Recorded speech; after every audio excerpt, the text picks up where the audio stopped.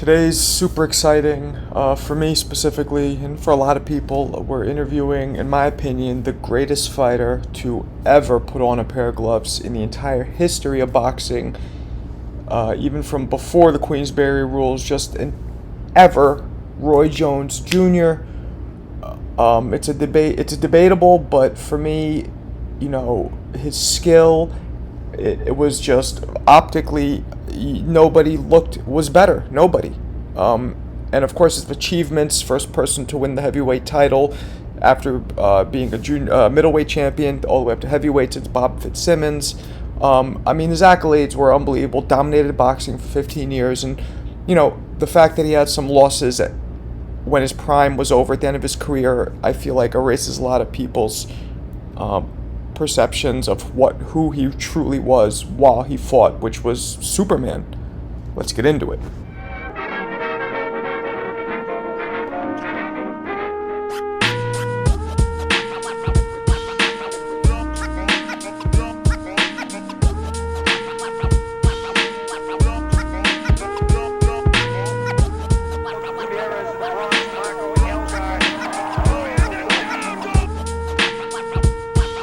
Bell, it sounded.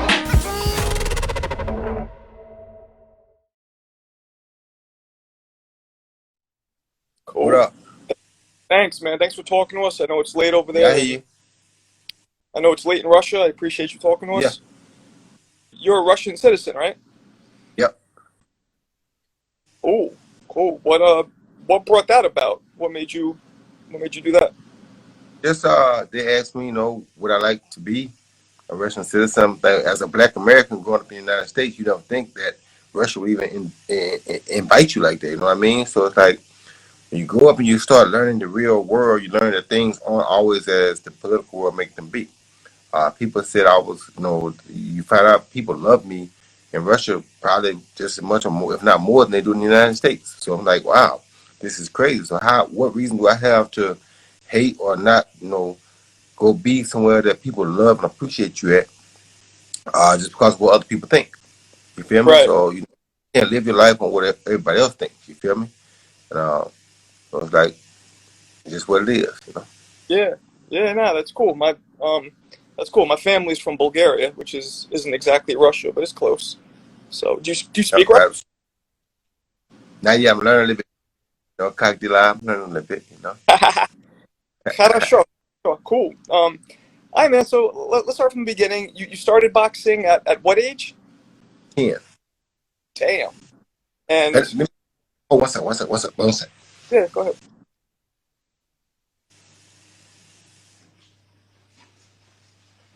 Yeah, I started boxing at age 10. And I saw Muhammad Ali Joe Frazier fight back in 1974. I think I was about 5 years old. My father was watching it.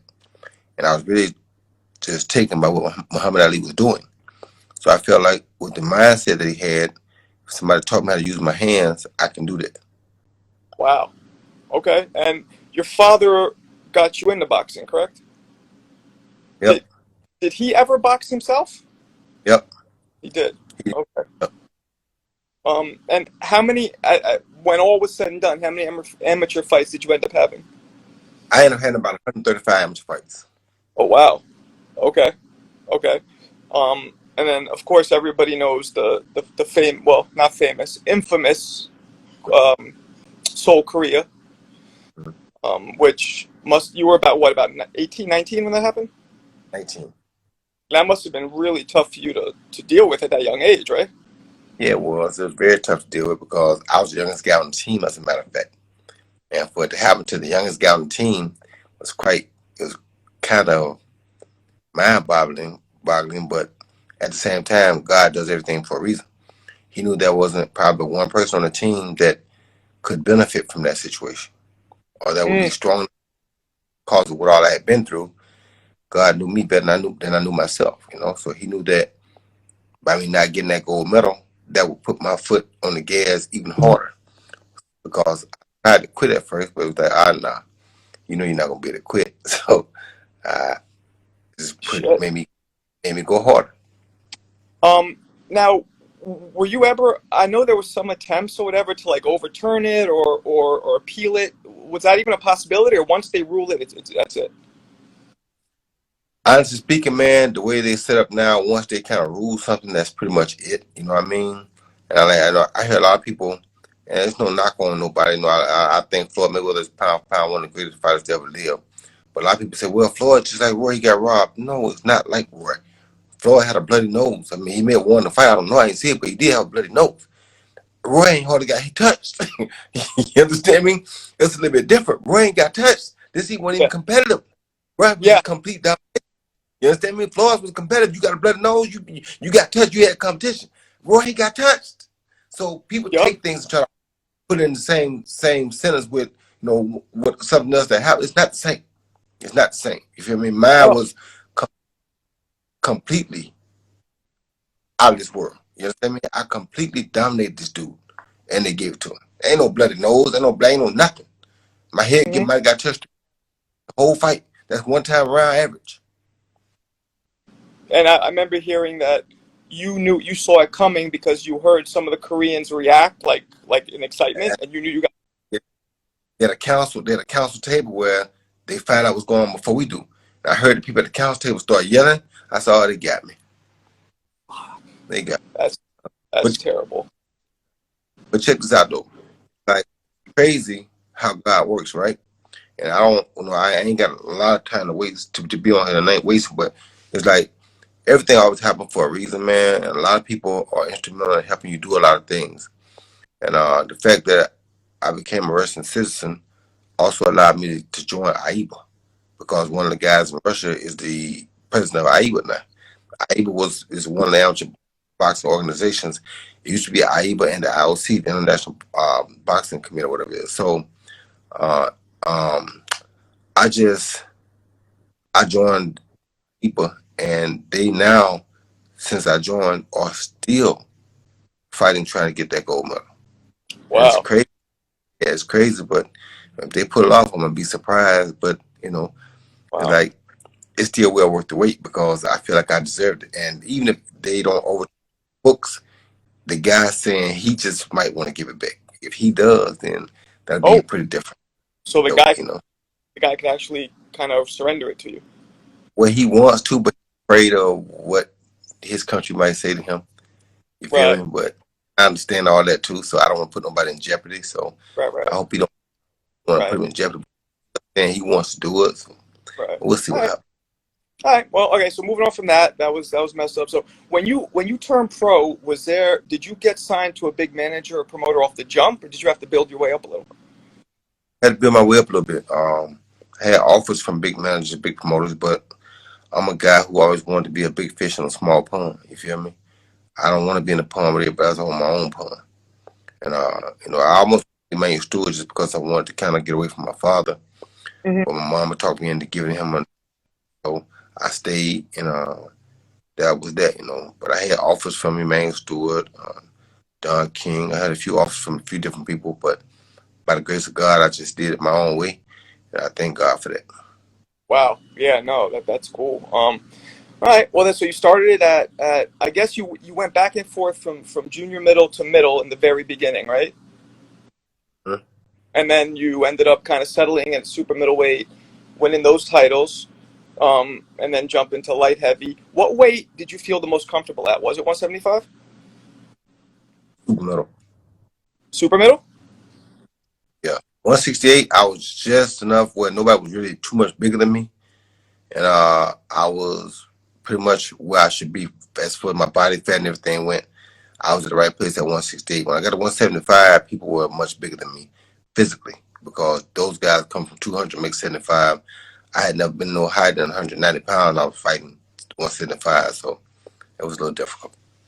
Oh, okay. I didn't realize that. I thought you were more comfortable at 175, but all right. I, Um, so when you and I talked last week, I'd mentioned this, but I think your phone was cutting out, so I didn't really hear your answer. But so me and Jeremy had spoke to Montel, and Montel said that he believed that he was frustrating you and you hit him on purpose, which I don't agree with personally. But um, was he one of the toughest fighters that you fought? at that point, or was your game plan at kind of trying to counter his counter? You think the reason why that fight was a little more difficult the first time? It really wasn't difficult. I made a song that said patience was the virtue because I knew that Montiel was a counterpuncher just like I am. So like I kept telling my coach, I just gotta wait him out. You know what I mean? Take him in the deep water. He'll tire, then I'll get him. Only thing was when he went down, he didn't go down from a punch, and the referee didn't say stop. So I'm not allowed to back away from you. Cause if you come from down, I turn my back, you hit me and knock me out. The referee gonna count me out because the referee never said stop. So when he went down, I'm thinking, okay, you gonna say something? So I tap him. Referee still didn't say nothing. And if you think about it, you look, I tap him first. Referee ain't said stop yet. Then I hit him again because referee ain't said that. I'm not gonna leave. He 5'7", 5'6". I don't know. I can't look down and see if his knee is down or not. I don't care. I know you didn't go down for my punch. So until the referee tell me to stop, I supposed to go. It wasn't like I was trying to do no damage to him or nothing. It wasn't that kind of thing for me. I kept telling my coach. My coach kept complaining to the referee. He doing it. I said, leave him alone. Leave him alone. Let him do whatever he need to do. Let him do whatever he got to do. He ain't got about 2 more rounds left. Let him do whatever he got to do to feel comfortable. I want there to be no reason why he ain't, because I don't know excuse. Got to do. So I'm telling my coach to leave the referee alone. Yeah. I'm telling the coach, leave the referee alone. I got it. Leave him alone. He ain't got but a couple rounds left. Leave him alone. That's not frustration. So the second fight, I was frustrated. That was frustration because now y'all would take my belt and took my oath for no reason. It's like, really? I mean, that kind of pissed me off a little bit. So that's why I was frustrated. But Montiel was a good fighter, just that I hadn't fought another counterpuncher to his stature. James was a counterpuncher, but James was a more aggressive counterpuncher. Montiel was a real counterpuncher. And he was a short guy, which you don't see many short counterpunchers. So you knew it was going to take a little time to let him wear himself out a little bit because he was a shorter counterpuncher. And that's what the song said, patience is the virtue. So do that sound like somebody that's frustrated? Yeah, I mean, that's, you know. Good fighter. And he is a good fighter. He wasn't. So. Montiel 4. You did? Yeah. Amateur. 2-2. Yeah, okay. I really believe it should be 3-1, but you know how we judge our own fights from the inside. Yeah, I mean that rematch, by the way, that with Montiel for you, Roy, was one of the most gangster displays I've ever seen. You know, shit.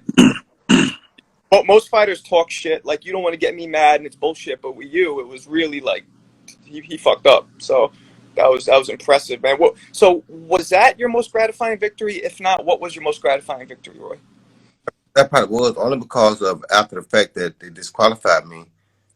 He was kind of bad mouthing me a little bit and stuff, but that kind of made it really personal. So, you know, but we over that now, so it's all good. But that was gratifying, the most gratifying at that time, because it was like I just got robbed in the gold medal. Now y'all gonna disqualify me because the referee didn't stop. You know what I mean? No. So yeah. So how you been, Jim? What's up, bro? Man, just I'm getting ready for James Toney. I just got from the gym. Okay. And big old 275 pound James Toney. Yeah. How you feeling? He's big. He's a little more humble these days, but he's a big dude, man. How you feeling? Make his arm look short. Yeah.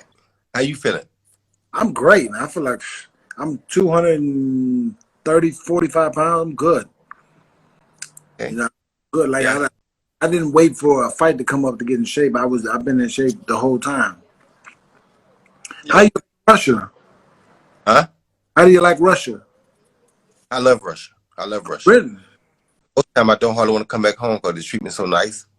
It's like the difference in the Oh, yeah. United States. Difference in the United States and Russia is that in Russia right now, they still treat me like 1994, like I just beat James Toney yesterday. Yeah. That's great. Is there a lot of people in Russia? Not a lot of black people, some, but not a lot. No, some more. Man, is it one generation or is it 2 generations? 2 generations. 2 generations Russian black? Wow. Yeah. Wow. That's cool. Russia, there were only black people there was the people on the U.S. boxing team. Yeah, exactly. I can't 6, that's how it was. Yeah, about 86. Yeah, so I mean, what part of you're living in Moscow? I'm staying in Moscow mostly, but right now I'm in a place called Chelyabinsk. Chelyabinsk? Yeah. Say it again. Okay. I said I'm staying in, How far is that? and I'm in a place called Chelyabinsk. It's like a 3-hour flight. And Russia got about 9 or 10 time zones. They're so big. They got 9 or 10 time zones. Wow. It takes 10 hours. It may take you to almost 12 hours to fly across Russia. You know, it take us 4 hours and 50 minutes to fly from the East Coast to the West Coast. It take you 10 hours or more to do that in Russia. Wow. I mean, it's twice as big. So, what is the life and lifestyle that you've adopted there that you didn't have here? It's no different than what I had there. It's just that over here, it's certain things they don't deal with too well. They more like, it's more the kind of lifestyle I like. And like they don't play a lot of games. It's more like it's not like a dictatorship, but it's kind of like everybody kind of most of them support the same guy, and they kind of still on the same sheet of music. It's like here's the main difference that I like though. Remember how they killed that guy, they killed the black guy, and not long ago the cops killed the guy in the street? Yeah, George Floyd. That won't happen in Russia, because if they happen, the citizens will attack that cop. They're not gonna let that happen. Or you're not gonna kill nobody in their face too often in Russia. Certain things won't happen. So it's like, yeah, it's racial discomfort where you go almost, but certain things are just not gonna happen over here. You understand me? So it's like, president say this is what it's gonna be. This is what it's gonna be. But if some injustice is taking place and they see it and they know it's injustice, oh no, that's not gonna happen. They're gonna stop that. The Russian citizens will stop it. Yeah, that's cool. So getting back to before, I was going to ask you, is there any one fighter or maybe a couple fighters that you fought that you truly didn't like, that it was personal? No, I boxed, man, because I really enjoy boxing. You feel me? It wasn't about the opposition. I love to have opposition. I like high quality opposition because the better you are, the more of a chess match it is for me. But it's like when you go out and play chess, you want to find the best person you can play, because the better person you beat, the better make you feel, right? Sure. So it's like you don't have to hate that person. You just want to go out. You want to outwork them, outthink them, outmaneuver them. So I didn't really have nobody I really hated. I was a little angry at him until before the second fight because of how he talked and the fact that they had disqualified me. But I didn't really hate him. You know what I mean? And we cool now. But it's like that was the only time I really probably took anger in the ring, because I was mad because, like I said, they gave you my title. Then you're going to talk about me like you beat me for real, for real. It was just kind of bad, you know. So other than that, that was all. Okay. So who did anybody, I mean, you mentioned Muhammad Ali, so maybe him, but anybody else or that influenced your style as you developed it? Because you had a very different, unorthodox style. A lot of people influenced my style. I took defense from Wilfredo Benitez.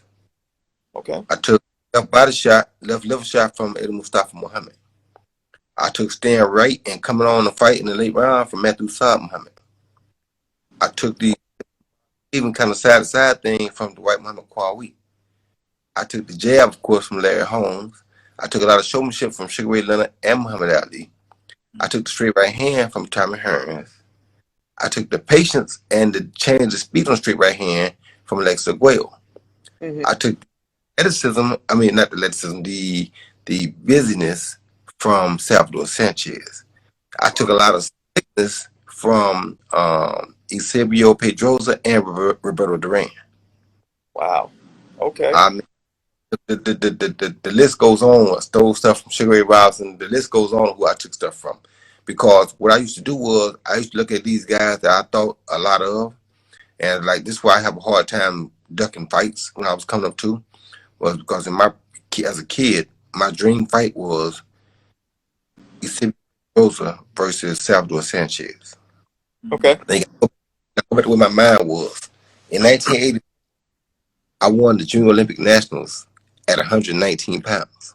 Wow. So I'm thinking I'm going to be about a featherweight when I turn pro, right? 15, you already see yourself as a professional, right? Yeah. Dude was cold with it at 126. You feel me?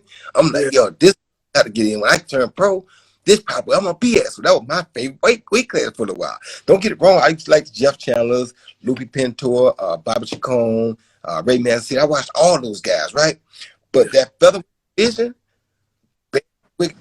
took my man Pedroza out. Man, it just was like I was so sick because I wanted to see Pedroza fight Sanchez. I want to see could Sanchez deal with Pedroza's bolo upcuts, and could Sanchez put enough pressure on Pedroza to make him break? Who would make who break? I want to see that. So as a kid, I learned that if you get an opportunity to fight a big fight, you take it before something happens. Because Sanchez ended up passing, and Pedroza ended up getting beat by Barry McGuigan. So the fight never happened. So that made Wow. me, I ever got the opportunity, if big fights came along, I was going to fight. So when I got the opportunity to fight James Toney, the first time my dad told him, no, I didn't want to fight him. I didn't know that. When I found out, I said, no. That's not going to happen again. So I need to get away from it because next time I get an opportunity to fight James, and he the best pound fight out there right now, we fight. Yeah. And so I got to call to fight him. We fought. Wow. Because when I would watch you throw punches, right, I was curious if you taught yourself or the speed was natural. Because when I watch you, you were always really relaxed, and you would shoot the punch, and you would bring it the shortest distance from A to B. You would never, wing it out. And then it looked like at the last second, and tell me if I'm wrong here, you would snap the shoulder and clinch the fist and get the power at the last second. I mean, is that something that was conscious, or is this just something that it just came to you? It was very conscious because you have to, see, I was a hunter and I'm an animal lover.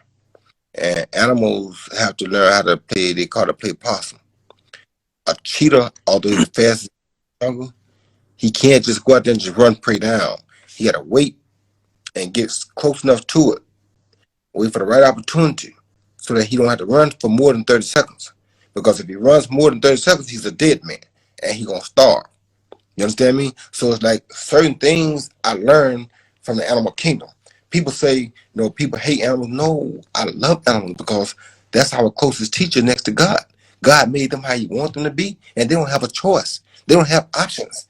They can't go to say, oh, we're going to do this to that. No. Animals are going to do what they do because they can't help it. You're not going to see no cat bark. You're not going to see no dog meow. God made them that way. They ain't going to change. They can't change it.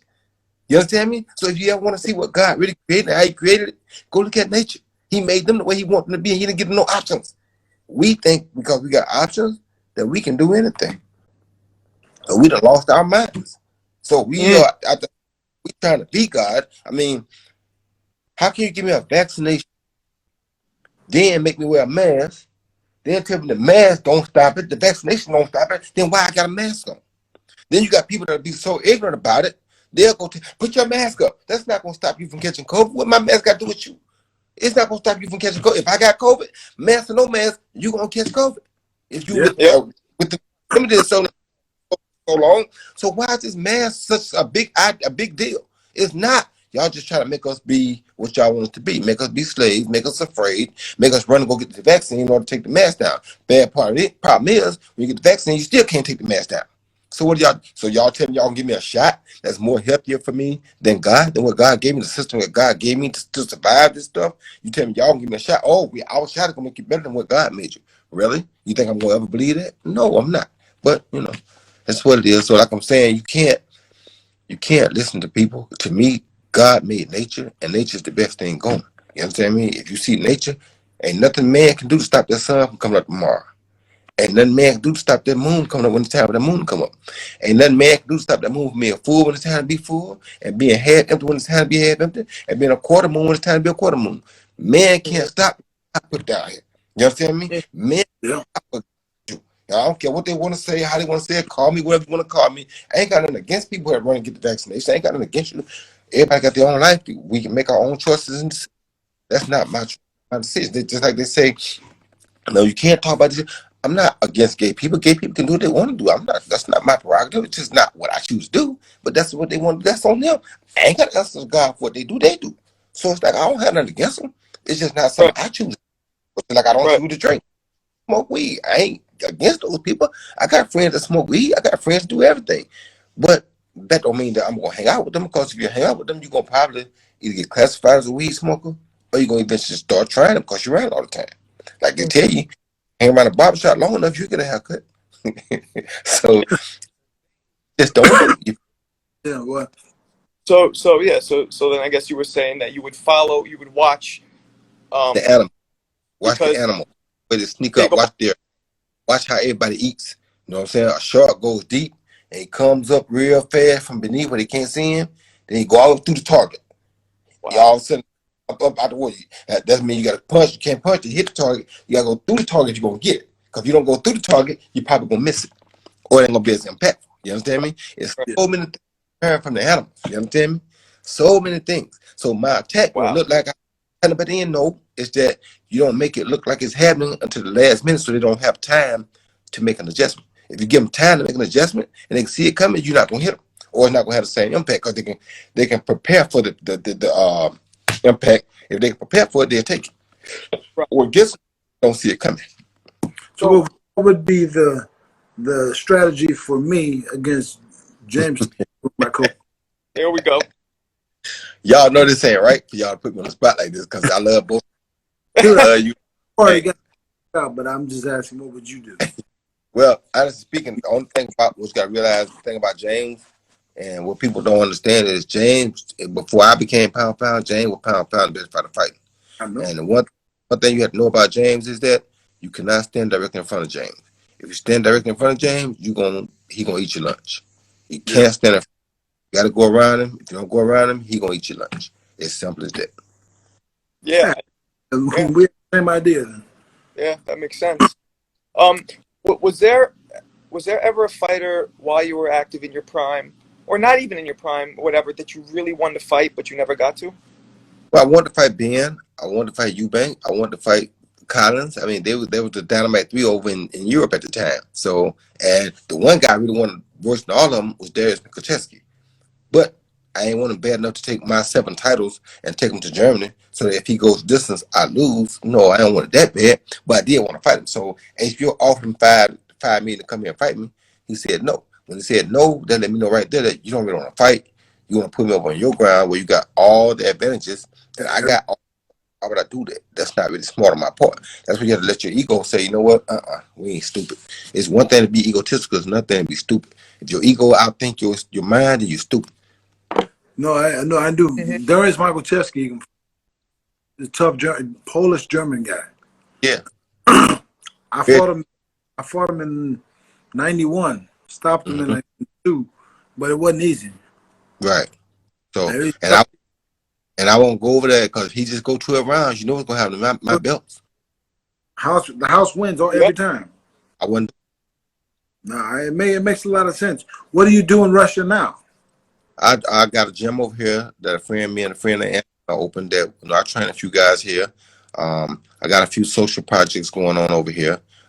And to be honest with you, man, I still try to act as an ambassador to make more peace between the two countries because I do realize that on level, we really are not enemies. They love the United States. They love Americans. And we get painted this picture all the time that Russia did this, Russia did that, Russia messed with our voting system. If our system is weak enough that another country can break into it, then that's not their problem. That's our problem. True. 100% true. And second, I don't really think they did, but I don't know. I don't get into the political part of it, but I know that on a social level, these people love us to death. They love me. They treat me like I said, they treat me like I just won Olympics yesterday. You feel me? Yeah. How can you not appreciate people that appreciate you? Of course. You feel me? Yeah, it's man. crazy. Yeah. You don't have to be enemies. It's like I don't have to pick a side and say, oh, I want Jeremy to win, or I want Jane to win. No, I want Jeremy and Jane to go out and have a good show, and both of them come out healthy and happy. Who wins? Hey, this is a man's game. This is what we do. Somebody gonna want to win because that's what we do. You understand me? But I just don't want nobody to get hurt, and I want them to both be happy. And I hope they both make a lot of money. Speaking of that, what did you think of Holyfield's fight just this weekend? You know, I really probably shouldn't say too much because I felt like a lot of things I felt. You know, I felt like Belfort. I mean, you know, Holyfield almost 60 years old. I feel like good outbox him if you got that much of an advantage on. Just outbox him. You know what I'm saying? Don't do that to a legend. You know what I mean? Don't go out there and shine. We're not in our primes no more. You know what I'm saying? Shine time is old. We supposed to be. Even Mike Tyson had said, go out here and let's box and do the smart thing, do it the way they say do it. Let's get the fans something good out of here with this. You feel me? So if you can't do that, then something wrong. And it almost made me to a point where I want to say, you know what? You want to jump on an old man? I go get back in shape and get your old man to jump on. You feel me? Because to me, You know where I'm coming from? So it's like I'd keep my cool about it because that ain't my job. You know what I mean? So it's like, but it do make me kind of want to go get the dude because you don't have to do that Holyfield. You feel me? So it's Yeah, like I still think they thought that. stopped. I Still thought thought they that. stopped. Holyfield is a dude that takes a lot. You know what I'm saying, man? I think if they let it go a little while longer, Holyfield would have came back. So, but I know how that feels too. So Yeah, yeah, yeah. Wow. So would you go ahead, Jay? Awkward. Would have you learned any Russian? yeah, I've learned just a little bit. I'm learning it daily. So I've learned.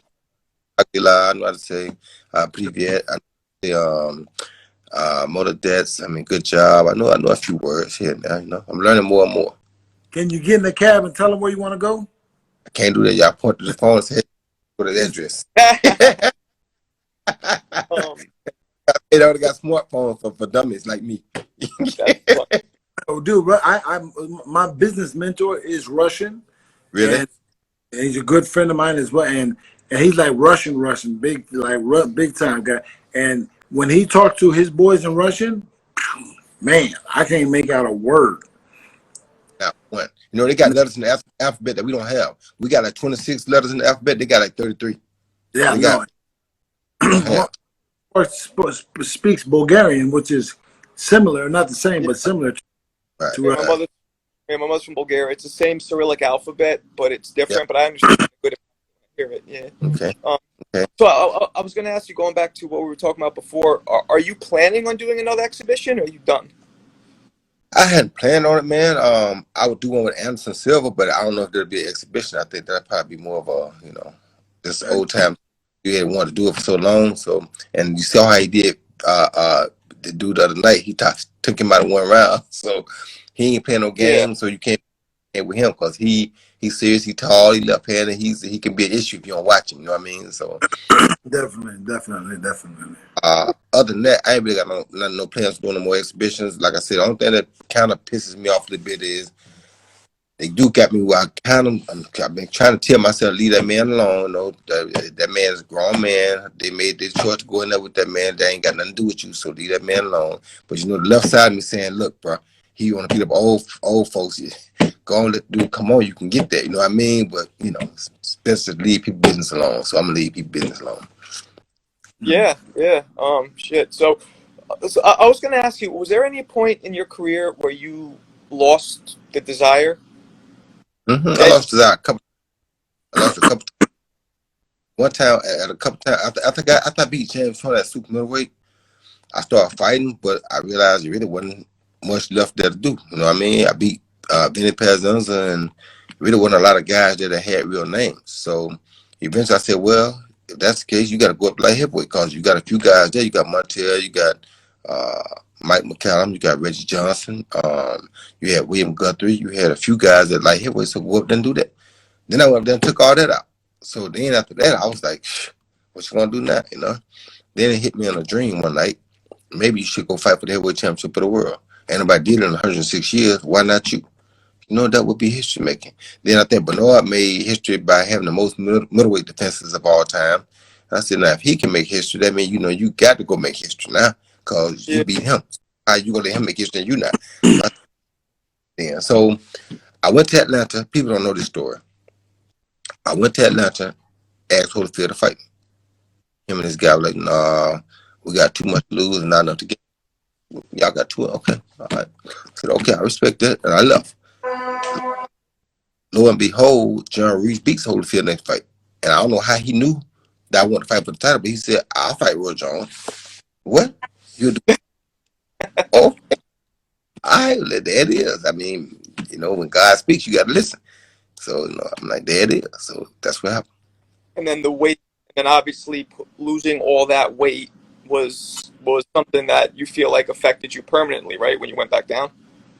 Of course it did, but you know what? The main thing, and I'm glad I still would have never have changed. Nothing else that would have changed was after the first fight was over, I would have took a year off, let my body get itself at the. But I've never been the guy to duck nothing. So people say, "Oh, he gave you a hard time." Okay, well, we see it again. Then that's just who I am. I do that right now today. You know what I mean? So it's just who I am. You can't snatch my championship heart out of me today and put it back in me tomorrow. No, that's who I am every day. So good, well or not, I'm going away. That's just who I am. But The reason I would never take it back was because that first fight with Tarver was the first time people got an opportunity to see, ever see it in a lot of people, and that was a chance to see that I had a heart.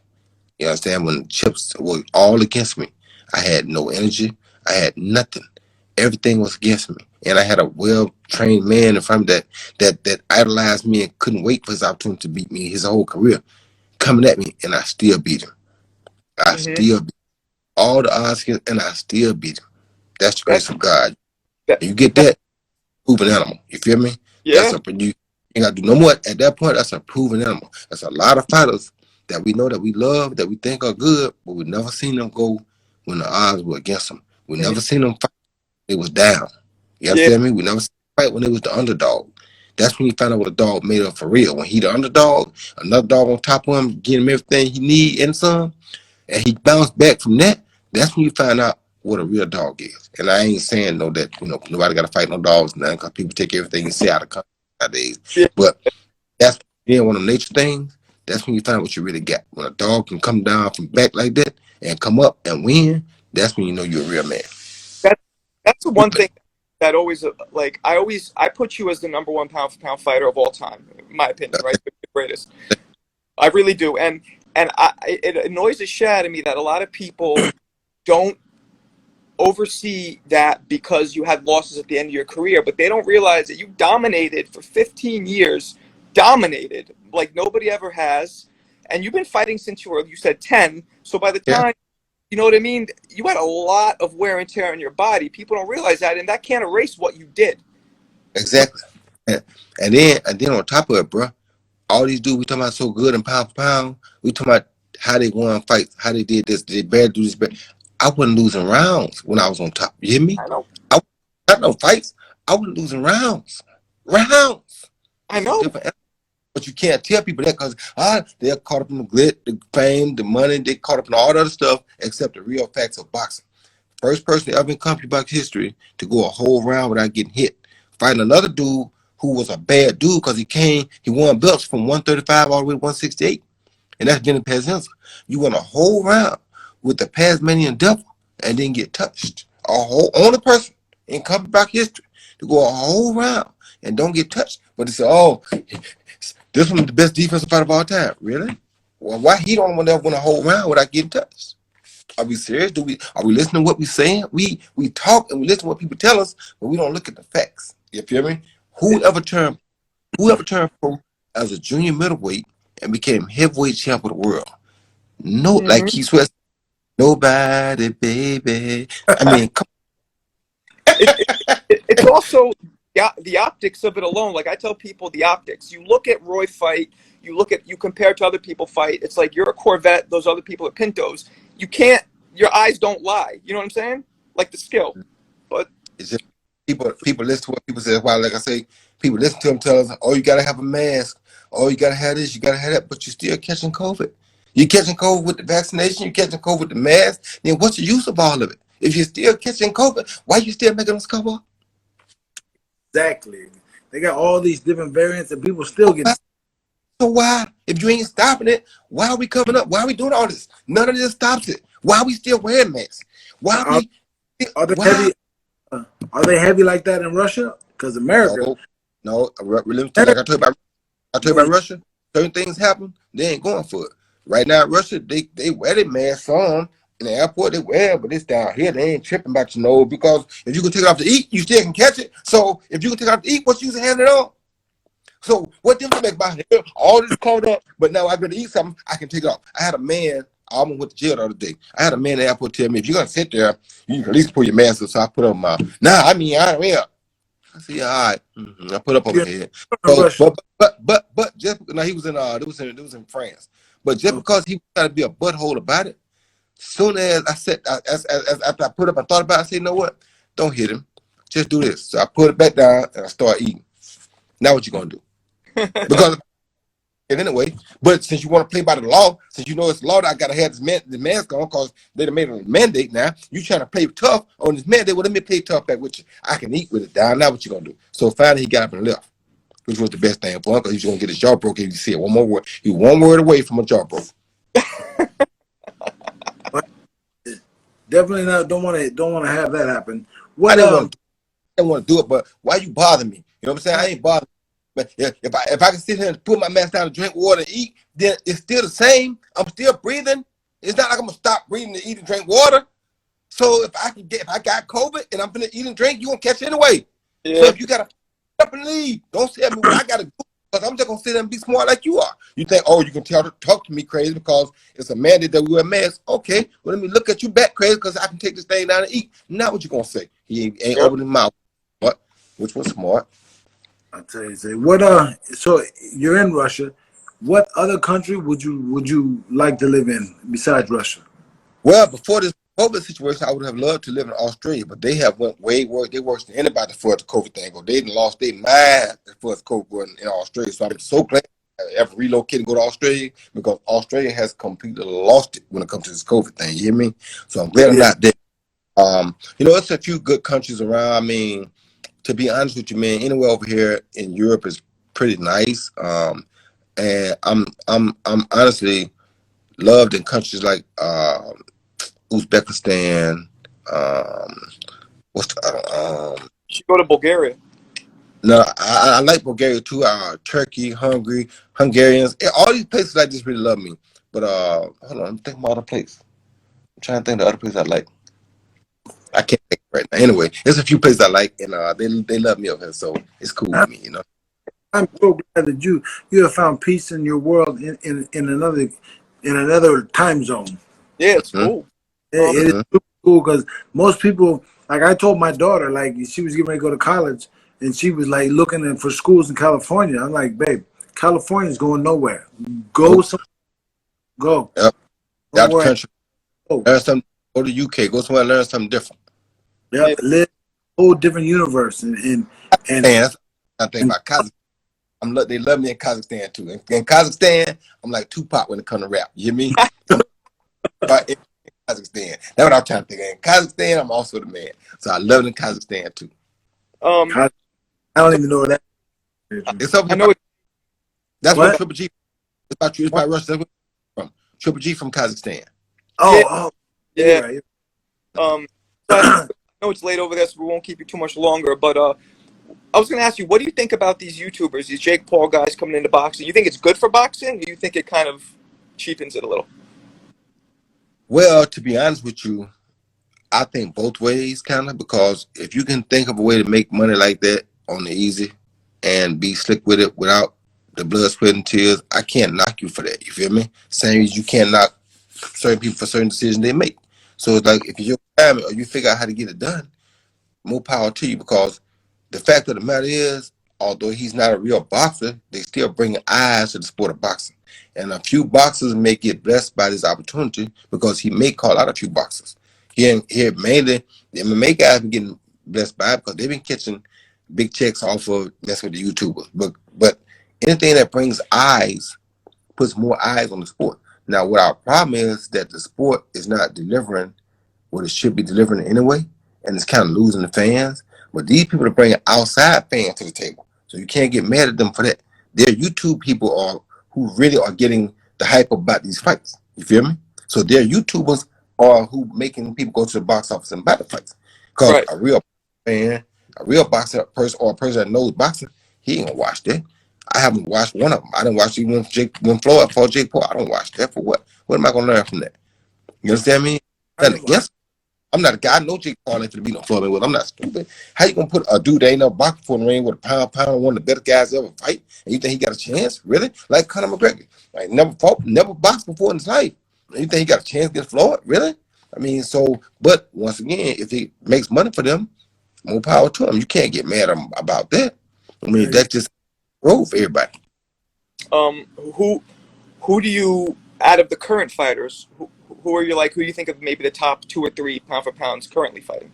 Yeah, currently fighting. Right now you got to go with Canelo and Terence Crawford's number 1 and 2. You know what I'm saying? However you want to put them, no matter which way you put them, they've been the 2 most dominant guys for the longest time right now. So you can't just throw nobody up over them because they've been dominating their divisions for the last few years. You feel me? Even other divisions they've been going to, they've been dominating. This little kid named Enos coming up. Enos gonna be pretty good. He's gonna be something to reckon with. There's a lot of guys in that light super lightweight division that are really good. So it's so many guys out there right now that can fight. It's hard to say who the best. I mean, you got the Devin Haney's, you got man, it's just so many guys. You know what I mean? I mean, it's tons of them out there right now. And Enos really caught my eyes though, because he can go. The boy Love, Montana Love, he can do his thing. So it's a lot of these guys that really are on their way and they can do it. You understand me? So I mean, I got a couple guys, you know, Michael Williams Jr., Kevin Newman, Chris Eubanks Jr. I got a couple guys that, you know, they coming on their way too. But it's some guys out there that are really doing some good things right now. Some really good fighters. I agree with you. I think you're talking about Boots Ennis, right? I think he's Yeah. going to be. I think he beat all those guys in a couple years when he gets more experience. Gonna be a problem. You hear me? He is Yeah. gonna be a trust me. Yeah. Are you? So you brought up you were training Eubank Jr., right? Junior, yep. You still are. Yeah. And how's that going? Because it's, you know, when I saw him fight, I clearly saw your influence in his style, like clearly. And is it hard to teach somebody your style who doesn't have, you know, your reflexes, because it was so rare to have your reflexes? Not really about my style, it's my concept. You feel me? You don't see Okay. my style, concept. My concept, everybody can catch. You know, I don't try to teach my style, I teach concept. What you make out of my concept may look a little bit like me because you got the same concept, but it's not my style. So I don't necessarily teach my style, I teach my concept. You understand me? So if you don't have a left, you still get my concept. If you don't have a straight right hand, you still can get my concept. If you don't have a jab, you still can get my concept.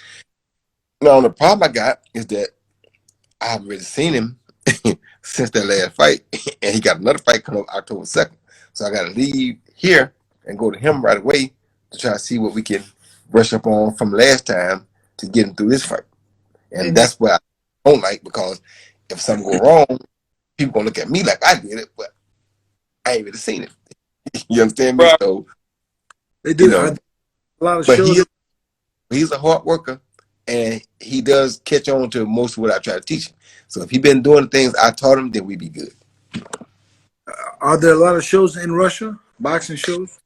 Not a lot, but there are a few. Yeah. Yeah. Are they they just like, you know, the same shows we do in LA or, you know, around the world when you guys are just coming up? Same type, same stuff? I think Vesputin fought the other day. I think Vesputin fights the 140. I think very good fight for the guy Pintor from Mexico. Really good fight. Vesputin knocked him out. I think about the 4th or the 5th round. Vesputin looked really good, so I was very impressed. Yes, they have really good fights. Pretty good competition. And they got some really good fighters here. Oh, good. None of your sons fight, right, Roy? Do you not want them to, or you wouldn't care if they chose to fight? If they chose to, it's just like with me. Like, you let a man choose his own fate. Yeah. Well, I think Jeremy had his father kind of made him fight, similar to you, I think, right, Roy? Well, no, I want to fight. Oh. Well, I got let me stop, but I want to fight. I asked for this. Jeremy, right? Your father kind of just made you fight. It made me fight. I had no choice. Shit. Well, That beast. And then I got good, and then I was like, I got no choice, because it's either work at Wendy's or go to the United States. Yep. exactly. Well, Roy, man, we appreciate you giving us the time. I know it's late there. I'll let you go. Thanks for talking to us, and let's do it again.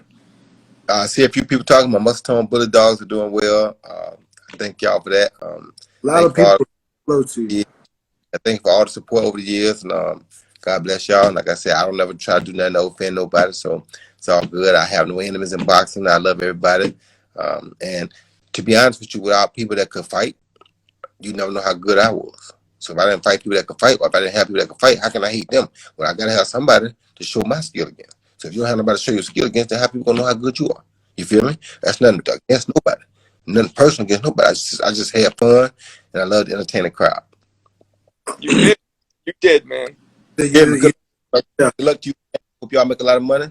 I hope y'all both end up safe and be smart. Like I said, I can't pick sides. I love both of y'all, but you can't stay in front of you. All right, man. Thanks again. Let's do it again. All right, Roy, thanks for the time. Thank y'all.